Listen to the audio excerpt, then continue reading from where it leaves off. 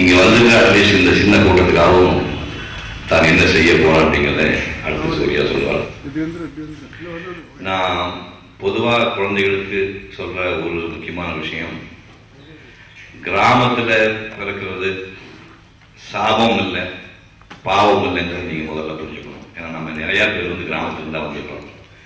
அது பாவம் இல்லை சாபம் இல்லை புரிஞ்சுக்கணும். உங்களுக்கு எல்லாம் அது முன்னோடியா நான் கிராமத்துல பிறந்தவன் தான். உங்க மாதிரி எனக்கு அப்பாவை நான் பார்த்ததில்லை. எங்க அப்பா வந்து 10 மாசம் குழந்தையா நான் போதையா இருந்து போயிட்டார். எங்க அண்ணா குடும்பத்தை பார்த்துக்க வேண்டியது அவரு என்ன 4 வயசு இருக்கும்போது கல்லூரி போக வேண்டிய ஒரு நாள் பிளேட் போயிட்டார். அக்காவும் நான் 2 பேரும் பள்ளிக்கு போகணும். ஒரு கூட்டத்தில் 2 பேர் படிக்க வைக்கிறதுக்கு வசதிக்கு என்ன ஃபீஸ் 2000 ரூபா. அந்த 2000 ரூபா கொடுக்க முடியாதுன்னு எங்கள் அக்கா வந்து 3ஆம் கிளாஸ் நிறுத்திட்டாங்க. நான் மட்டும்தான் 2,300 ரூபா 8ஆம் கிளாஸ் வரைக்கும் கொடுத்து அதுக்கப்புறம் 9, 10, 11, 5,000 ரூபா கவர்மெண்ட் ஃபீஸ் கட்டி படித்தேன். ஒரே ஒரு நாள் கேட்டேன், அரிசி சாப்பாடு போடாமல் என்னை எதுக்காக பச்சைன்னு சொன்னதை எங்கள் அம்மா வந்து கஷ்டப்பட்டு ஒரு படி அரிசி சாதம் வச்சு மத்தியானம் சாப்பாட்டுக்கு மட்டும் கேரையில் போட்டு கொடுப்பாங்க. எனக்கு பள்ளிக்கூடம் போகிறது ரொம்ப பிடிச்ச காரணம் மத்தியானம் சாப்பாடு அரிசி சாப்பாடு கிடைக்காது தான் பள்ளிக்கூடம் போனேன். எங்கள் வீட்டில் இருந்தால் சோளம், கம்பு, கொள்ளு, தென்னை வரது தான் கிடைக்கும். அப்படி பள்ளிக்கூடத்துக்கு ஆசைப்படுற காரணமே அந்த மத்தியானம் அரிசி சாப்பாடு. அப்படி போன செருப்பு நான் போடுறது கிடையாது. அந்த மாதிரி படித்து தான் வந்தேன். ஸோ கிராமத்தில் இருந்து புறப்பட்டு வர்றவங்கன்னா வெறியோடு இருப்பான்.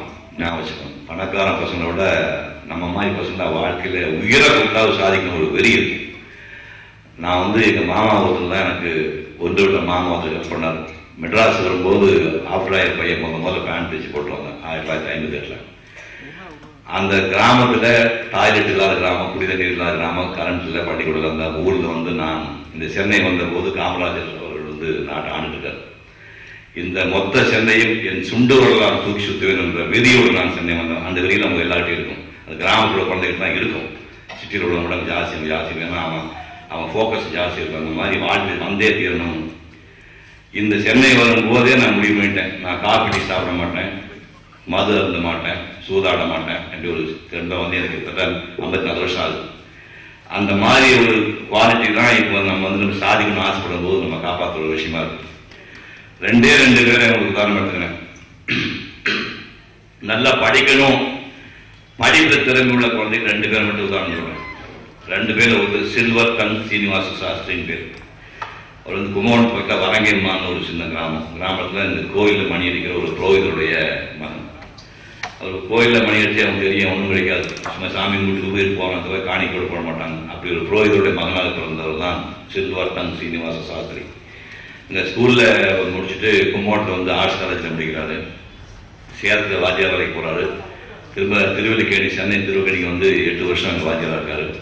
அப்போ ஆங்கிலத்தில் வந்து புலமைனா இப்படியெல்லாம் புலமை இல்லை, அவருக்கு என்னையா சொல்லவே முடியாது. வின்சென்ட் சர்ச்சில் எவ்வளோ ஒரு யார் தெரியும், 2வது உலக யுத்தத்தில் ஒரு ஹீரோ அவர். அந்த வின்சென்ட் சர்ச்சில் பிரிட்டிஷ்களோட இங்கிலீஷை யூ ஸ்பீக் பேட் இங்கிலீஷ் அப்படி சொன்ன ஆள் இந்த சீனிவாச சாஸ்திரி. யார் வேளாரின்னு கேட்டால் நான் இப்போ இந்தியா அப்படின்னு இருக்கான். உடனே பார்க்கணும், நான் போய் பார்த்தோன்னே இது பேசுறது கேட்டு மிரண்டுட்டார். இங்கிலீஷ்லேயே பிறந்தவன், இங்கிலீஷ் நாட்டை வளர்ந்தவன், எங்களோட இங்கிலீஷ் பார்த்து மிரண்டுட்டான். அதுக்கப்புறம் என்ன பண்ணாங்க, அங்கே வந்து ரென்னன் மார்ட்டின் கிராமர் புஸ்தகம் இல்லையா, அது மாதிரி அங்கே ஒரு ஸ்பெஷலாக கிராமர் புஸ்தகம் ஒன்று இங்கிலாந்து போட்டாங்க. அந்த கிராமர் புஸ்தகத்தை வந்து இவர்கிட்ட கொடுத்தாங்க சீனிவாச சாஸ்திரிகிட்ட. ஒரு 6 சாப்டர் ரொம்ப பேடாக கிழிச்சு போட்டார், ரொம்ப அசிங்கமாக கிழிச்சு போட்டு இது தனியாக அடி கொடுத்தார். அதுக்கப்புறம் மகாத்மா காந்தியுடைய சத்திய சௌமியம் அந்த ஆங்கிலத்தில் வந்து மொழிபெயர்த்து கொடுத்தாங்க. அது டோட்டலாக மோசமாக இருக்குன்னு சொல்லி கிட்டத்தட்ட 60% வந்து இவருடைய லாங்குவேஜில் மாற்றி எழுதி கொடுத்தார் சீனிவாச சாஸ்திரி. இப்போ ஹரிஜன் பார்த்து காந்திஜி நடத்திருந்தார். காந்திஜியோட இவர் வந்து ஒரு 12 நாள் பெரிய வயசுல வந்து இவர் அதே ஆண்டு பிறக்காத இவர் அக்டோபர் 2ஆம் தேதி, இவர் வந்து செப்டம்பர் 22 பிறக்கிறார் சீனிவாச சாஸ்திரி. ஹரிஜன் பத்திரிகை படிச்சுட்டு காந்தி இவ்வளோ அப்சேடா நீங்கள் மேகசின் நடத்த முடியாது அப்படின்னாரு. காந்தி பப்பா இது சிரிச்சார். இப்போ என்ன பண்ணலாங்களே அப்படின்னு, ப்ரூஃப் நீ எனக்கு நான் பார்த்துட்டேன்னு வடநாட்டிலிருந்து ப்ரூஃப் டிப்ளிகேட் வந்தோடனே அந்த பேப்பரில் ப்ரூஃபெல்லாம் திருத்திட்டு அதுக்கப்புறமா இவர் அனுப்பி வைப்பார். இப்படி ஒரு 6 மாதம் 1 வருஷம் மேகசின் போயிட்டு இருந்தோம்னா காந்தியை பார்க்கணும்னு கேட்டார். நீ புறப்பட்டு வா பேகாருன்னு சொன்னார். இவர் புறப்பட்டு சீனிவாச சாஸ்திரி போகிறார். போய் பார்த்தா இடுப்பில் ஒரு துண்டு மேலே ஒரு துண்டு போட்டு ஒரு ரயில் மேலே நிற்கிறார் காந்தி. கீழே வந்து 1 லட்சம் பேர் விவசாயிகள். அப்படியே செம்பூட்டி பிறகுது தேவலோகத்தை காந்தி இருக்குமா, இங்கே தூரத்தில் பார்த்தோன்னே நேரம் திரும்பி மெட்ராஸ் வந்தார். வந்தோடனே இனிமேல் தயவுசெய்து ப்ரூஃப் எல்லாம் அனுப்பாத. உங்ககிட்ட ஆன்மா இருக்கு, எங்கிட்ட வெறும் இங்கிலீஷ் தான் இருக்கு. இங்கிலீஷ் நாட்டுக்கு முக்கியம் இல்லை, ஆன்மா தான் முக்கியம். அதை தயவுசெய்து இனிமேல் அனுப்பணும் சொல்லிட்டு திரும்ப ப்ரூஃப் வேண்டாம் சொல்லிட்டு காந்தி என்ன எழுதாரோ அதான் வேதம் என்று சொன்ன வேண்டும் இந்த சில்வர்டன் சீனிவாச சாஸ்திரி. அந்த மாதிரி நீங்க திறமைசாலிக மேதைகளாக இருந்தால் சில்வர்டன் சீனிவாச சாஸ்திரி பெரிய அளவாக ரொம்ப சந்தோஷமான விஷயம். ரெண்டாவது, நமக்கு கண்ணில் வாழ்ந்துட்டு அப்துல் கலாம் அவர்கள். அப்துல் கலாம் அவர்கள் வந்து நீ சாதாரணமாக நினைச்சாதீங்க. அவருடைய 5 வயசு 7 வயசுல தனுஷ்கோடி எக்ஸ்பிரஸ் போய் எங்கள் ஊரில் இறங்கினோடனே அவன் சித்தப்பா பையன் கூட சேர்ந்துக்கிட்டு மார்னிங் பேப்பர் தினமணி சுதேசத்தை பேப்பரை அள்ளிட்டு போய் வீடு வீடாக போடுவாங்க. யாரு? இந்த கிரேட் அப்துல் கலாம் வந்து வீடு வீடாக போய் பேப்பர் காட்ட போடுவார். போட்டுட்டு சாயங்காலம் போய் வசூல் பண்ணுவார். அந்த போட்ட பேப்பருக்கான ஒரு வாரம் போய் வசூல் பண்ணுவார். அப்படி வாழ்க்கையை ஆரம்பிச்சு திரும்ப ராமநாதத்தை படிச்சுட்டு திருச்சி வரும்போது படிக்க வைக்க வசதி இல்லாமல் அக்கா வந்து வளையல் செய்யலாம் காட்டி கொடுக்குறாங்க. சொந்த அக்கா வந்து வளையல் செய்யலாம் காட்டி வச்சு இங்கே சென்ட் ஜோசப் காலேஜ் படிக்கிறார். படிக்கும்போது அசைவ சாப்பாட்டுக்கு வந்து 25 ரூபாய் இறக்குறாங்க, சைவ சாப்பாட்டுக்கு 18 ரூபா சொல்றாங்க. அப்ப சைவ சாப்பிட்டா ஒரு 6 ரூபாய் மிச்சப்படலாமே அப்படின்னு முடிவு பண்ணுவது அன்னைக்கு ஆரம்பிச்ச சைவம். இப்போ அவருக்கு வந்து 80 முடிஞ்சு 82 வயசு இன்னும் சைவமா இருக்கிறார். ஒரு இஸ்லாமியர் வந்து சைவம்ங்கிறது உலகத்தையே அற்புதமான விஷயம். அன்னைக்கு ஆரம்பிச்சவர் இன்னைக்கு வரைக்கும் சைவம் சாப்பிட்டு இருந்தார். அதுக்கப்புறம் மெரிட்லேயே மேலே படிச்சு வந்தார். இங்கே எம்ஐடியில் படித்தார். படிச்சுட்டு இருக்கும்போது தனுஷ்கோடி கோயில் வந்தது. மொத்தமாக அவங்க அப்பா வந்து படகு தொழில் பண்ணுறாரு. படகு செஞ்சு படகுல சவாரி பண்ணுற வேலை செஞ்சுட்டு படகு போயிடுச்சு, குடியிருந்த வீடும் போயிடுச்சு. நீ படிச்சது போது உடனே கிடைக்குவான்னு சொல்லி சொன்னாங்க. அப்பாவை அம்மா போய் பார்க்கறது கூட வீட்டு கையில் காசு கிடையாது. கோல்டு மெடல் வாங்கினா ஒரு புத்தகம் அபூர்வமான புத்தகம் கொடுத்தாங்க. புத்தகம் போய் 3 மாதத்தில் ஒரு கடையில் போட்டாங்க.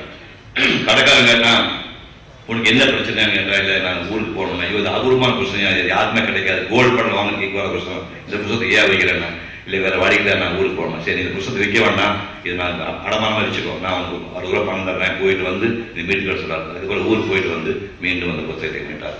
அப்படியே மனிதர் தான் பொக்கரான உண்டு. மற்ற ஏவுகணை எல்லாம் நிறைய விட்டாரு.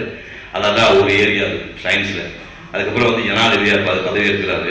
ஒரு கிராமத்துக்கு போறாரு. கிராமத்துக்கு போனால் பார்த்து தள்ளுவாடி எண்ணெய் தடை வைக்கல. அந்த மாதிரி ஒரு ஏரியாவில் ஒரு சின்ன கிராமம் கல்யாணி சொல்ற படிக்கூடாம ஒரு ஊர்ல போய் பார்க்குறாரு. போனோம் ஒரு 7 வயசு பொண்ணை பார்த்தோன்னே, இந்த நாட்டினுடைய முதல் எதிரியாக நீ யாரை பார்க்குறான்னு கேட்டார். காட்ட உடனே வறுமையும் வேற இல்லா திண்டாட்டம் சொல்லிச்சு.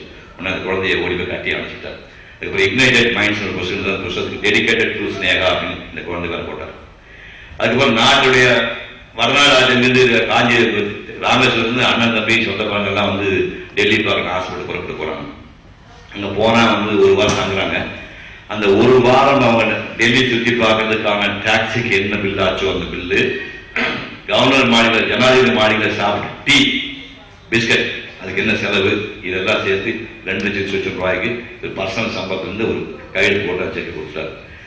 சர்வீஸ் முடிஞ்சு ரிட்டையர் ஆகி புறப்பட்டு வராரு. இப்போ மனுஷன் கிடைக்கப்பட மகான் அப்படி கொண்டாடிட்டு வரவங்கெல்லாம் நிறைய பூக்கு வந்து அன்பளிப்பு நிறையா வச்சு ஒரு 500 பேர் 1000 பேர் நிற்கிறாங்க. 2 கையை கூப்பிடும்போது கையை பிரிக்கவே இல்லை. அன்பளிப்பு அன்பளிப்பு வாங்கக்கூடாதுன்னு 5 வயசு காப்பாட்டு தரப்படி வாங்கியிருக்கிறேன். உங்க அன்பே போது வேண்டாம்னு புறப்பட்டு வந்தார். அந்த மாதிரி பிரெயின் பிரபலமாக இருந்து கடுமையாக உழைச்சிங்கன்னா அந்த மாதிரி மேதையா 2 பேர் சில்வர்டன் சீனிவாச மாதிரியும் அப்துல் மாதிரி வாங்க. அப்படி வெறும் மூளை விட்டு வச்சு மார்க் வாங்க முடியாதவங்க கவலையே பண்றாதீங்க. உங்களுக்கு பெரிய கூட்டம் பின்னாடி இருக்கு. 11 லட்சம் பேர் பரிசீலிங்க ஒரு வருஷத்துக்கு. 3000 பேர் தான் இந்த மாதிரி மெரிட்ல வராங்க. மெரிட்ல வந்து வெறும் 3000 பேர் தான். 10,97,000 பேர் என்ன மாதிரி சாதாரண. அதுலேருந்து தான் ஆபிரகாம் லிங்கன் வந்தார். ஆபிரகாம் லிங்கன் 7-8 வந்து தேர்தல் தோது போய் அப்புறம் தான் அமெரிக்காவோட ஜனாதிபதியாக வந்தார். இன்னைக்கு நம்ம கொண்டாடாம இன்னொரு கண்ணதாசன் வரமாட்டான். 8ஆம் கிளாஸ் படிச்சு கண்ணதாசன் போய் இன்னும் யாரும் எழுத முடியாது. இளையராஜா ஏஆர் ரஹ்மான் எந்த கல்லூரி பட்டம் பெறல. கிங்மேகர் பேர் வாங்கின காமராஜர் அவர்கள் 6ஆம் கிளாஸ் படித்தவர். எம்ஜிஆர் அவர்கள் 4ஆம் கிளாஸ் படிச்சிருக்கிறார். புரியுதா? இந்த மாதிரி உலகத்தில் மிகப்பெரிய மேதைகள் எல்லாம் வந்து படிப்பில் சாதிக்கக்கூடிய வெவ்வேறு துறையில் சாதிச்சாங்க. அந்த மாதிரி இந்த குழந்தைகள இந்த 10,97,000 பேர்ல மிகப்பெரிய மேதைகள் தான் அவங்களுக்கு இருக்காங்க. இந்த டீச்சர்ஸ்க்கு நான் சொல்றேன், பேரண்ட்ஸ் சொல்றேன், எந்த குழந்தையுமே மோசமான குழந்தை இல்லை. எந்த குழந்தையும் திறமையற்ற குழந்தை கிடையாது. எல்லா குழந்தைக்குமே ஒரு திறமை இருக்கு. அந்த திறமையை டேப் பண்ணி கண்டுபிடிங்க. டேப் பண்ணுங்க. நம்ம மேதைகளை உருவாங்க. அதனால மார்க் வழியா வெற்றி பெற்றவர்களுக்கும் பல்வேறு துறைகளை வெற்றி பெற போகிறவர்களுக்கும் மனப்பூர்வமான வாழ்த்துக்களை சொல்லி விடைபெறுகிறேன். நன்றி, வணக்கம்.